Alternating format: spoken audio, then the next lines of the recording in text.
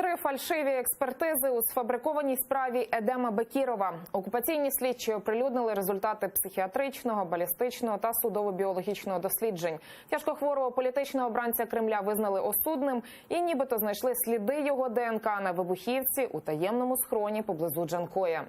Чому рідні і адвокати Едема Бекірова не вірять результатам балістичної та судово-біологічної експертизи окупантів, розбиралася наша Тетяна Сулій. Він осудний, а предмети у таємному схроні поблизу окупованого Джанкоя – це вибухівка і на ній нібито сліди його ДНК.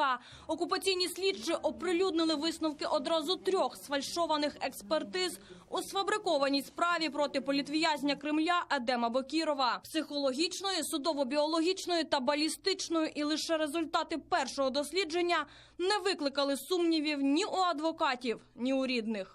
За результатами психіатричної експертизи мій батько визнаний осудним, чим ми абсолютно згодні. А ось з результатами 2 інших абсолютно не згодні. Балістична і біологічна експертизи встановили, що біологічна маса на вибухівці присутня. Це й стало причиною затримання мого батька. Природно, що адвокати мій батько відразу висловили своє заперечення і незгоду з результатами цих експертиз. За 5 місяців російської неволі окупанти двічі брали у Едема Бекірова зразки ДНК і лише раз із дотриманням усіх необхідних процедур вперше в день затримання. І це було більше схоже на тортури, бо біологічний матеріал російські ФСБівці у тяжкохворого кримського татарина брали силоміць, не дочекавшись навіть приїзду адвоката. Тому підтасувати результати своїх так званих експертиз окупантам було простіше простого. Мы написали, что не согласны с этими экспертизами, особенности по биологической экспертизе. В протоколе в декабре незаконным образом были изъяты эти образцы. Куда пришли сотрудники штатского, который находился на Бульваршанку. Сказали им: открывай рот, забрали у него образцы и ушли, и все.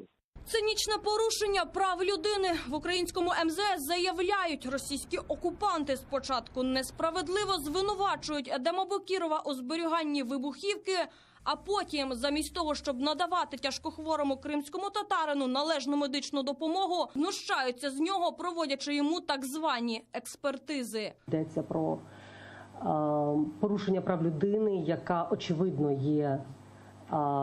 потребує медичного догляду і потребує обстеження.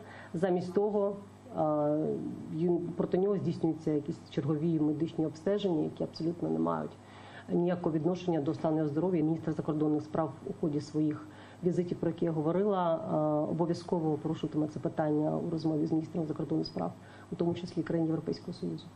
У Кремлі не чують закликів ані українського МЗС, ані міжнародної спільноти. Інваліда першої групи з цукровим діабетом, раною, що не гоїться на місці ампутованої ноги та 4 шунтами на серці, окупаційні судді відмовляються відпускати принаймні під домашній арешт. Едема Бекірова російські окупанти незаконно утримують у нелюдських умовах Сімферопольського СІЗО без життєво необхідних ліків, без прогулянок і без побачень із рідними. Тетяна Сулій, Нікіта Проскурін, Заман, АТР.